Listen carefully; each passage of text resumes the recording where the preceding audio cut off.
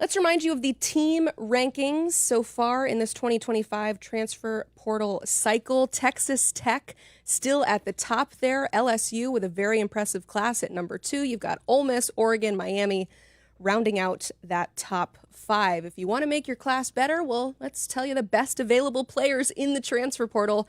Best available and best player overall is Nico Iamaleava. We'll find out potentially where he could be headed when we bring in our newsbreakers in just a bit, but a ton of talent, maybe some guys that you haven't heard of, like Elo Meduzzi. We're going to talk about him a little bit and introduce you to a top 50 prospect. Micah Hudson, somebody who entered the portal back in December, is back available. But without further ado, we got a lot of news to break on this show, so let's bring in our newsbreakers. We have Matt Zenitz and Chris Hummer, and let's start with Nico Iamaleava. He entered the portal today officially. But Chris, there was a do not contact tag attached to that entrance. When you see that, what should we think? Typically, it means the player knows exactly where they're going. That's usually the case. They're down to 1 or 2 schools. They don't need other schools to contact them. In Nico's case, I think that is kind of up in the air what that means. Maybe he doesn't want to be bothered by a bunch of schools, but I think Matt would kind of say the same. There's just been checking around on his status. There's been a lot more no's than maybes in terms of teams that are willing to take him and potentially would be interested. So in that case, like maybe it's just a sign that they're further ahead than everybody thinks they are. But like talking around the country, it doesn't really feel that way. From my standpoint, everything still seems TBD right now. So from the beginning of this whole process, so going back to 4 days ago when everything broke down and became official with the divorce with Tennessee, that there have been a number of different schools that have been floated out there and speculated about, whether it's been USC, North Carolina, Notre Dame, Texas Tech, and go down the list. And all of those schools that I just mentioned, we're never going to be involved in this.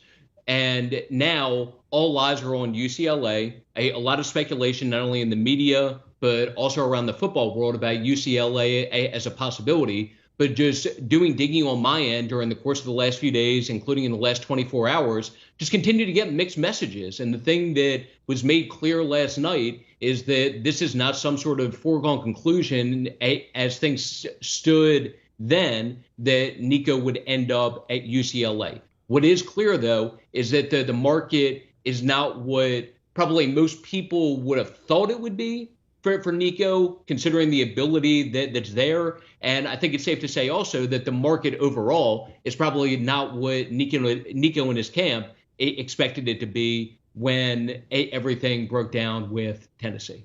So we're hearing all of these schools essentially drop out of the running. Why do you think that is, Matt?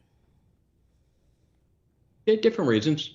So there are different things that go into this without airing any individual schools exact reasoning for that. But I will say that the way that things played out with Tennessee is something that did not go unnoticed around the football world. And it does create some pause for teams, for coaches, for front office officials, just based on how everything went down, and some concerns just about dealing with some drama related to that camp. And I'm trying to think of a nice way to put it here, but that's something that factors into this. And that there are also a lot of schools that feel solid about their quarterback situations at this point. So like Notre Dame, for example, that was one where, as I said before, it was floated out in the media as one to keep an eye on for Nico. Marcus Freeman has said all along that they're planning on sticking with the guys that they have,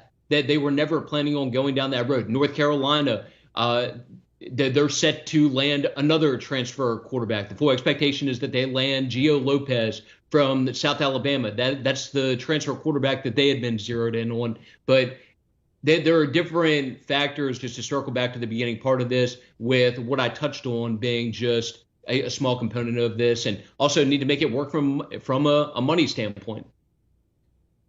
I just want to quickly emphasize, just backing up one of Matt's points here, going into the spring as a quarterback, looking for a starting job is a very tough thing in the first place. There was really only realistically one school going into the spring window looking for a high-level quarterback, and that was North Carolina. Every other Power Four school mostly addressed their needs back in the winter. So it was already going to be tough sledding for Nico to find the right place just going into the portal. Then you add on top of it everything that occurred at Tennessee. And in some ways, like, I think a lot of schools are just cheering for Nico's camp to kind of lose in this situation. I think a lot of schools are tired of people coming back to the table over and over and over again and asking for more money. And obviously Nico's camp would disagree with that, and they've told me as much. But like, if that's the case, and like Tennessee certainly contested was, I think a lot of schools are happy to see Nico maybe not be able to find a home quickly, because it's a win for the sport in some ways, for the coaches at least, because you have a bargaining chip with your next player who comes to you asking for more money. Like, this is an example, but it doesn't always work out. If it does indeed not work out for Nico in the way that we're talking about. Yeah, that's something that Cooper mentioned on the Monday show, is that there are coaches across the country who are maybe thanking Josh Heupel for the way that he handled this situation. So that is definitely a part of it. Speaking of Cooper, I'm going to call him out on a fun tweet that he had. I don't know, maybe fun. You guys can tell me if this is serious. Potential for a reunion between Nico Iamaleava and Tennessee to go back. Maybe take a pay cut. Say we're sorry. 0? Is that where we're putting it, Zenitz? Okay, Chris, I'd need to ask. You can give me a verbal 0 or... I'm not going to say 0, okay, but I would put it a very low percentage, very low, given okay, the way those in the Tennessee building have talked about how that situation ended. And can you imagine just the message that sends the locker room when you're willing to take him back in that situation? That's tough. Yes. Okay. I just needed to throw it out there. People have talked about it. Both sides have lost here. This puts Nico in a tough situation based on how all this played out. It puts Tennessee in a tough situation now because they lose their starting quarterback, and they downgrade in that room and are left with unknown, just depending on how things play out with the portal now, and when they're able to find somebody to add in from a competition standpoint or as a potential starter here. So in those kinds of situations, that's where you would say, like, why can't you just come together and find a way to make it work? But with everything that has happened and just how ugly and public this divorce was, I just don't see it being salvageable right now. Going back to Friday, did I still feel like there was a chance that they could salvage this and make it work, come together? I did. There were people at Tennessee that did, but ultimately, Saturday morning became clear this was not happening. I don't see Nico being back in Knoxville at any point in the near future, not only as part of the football program, but highly doubt that we'll see Nico back in Knoxville visiting or anything like that, or just around the city anytime soon. I mean, depending on where he ends up. He could have to go back, but no, sorry, Chris, what were you saying? No, I just wanted to point out, like, it's crazy how quickly this happened, and I know we're trying to rehash everything, but like Thursday night, this was fine. Thursday, Nico was at a meeting with his quarterback's coach at his house, taking pictures.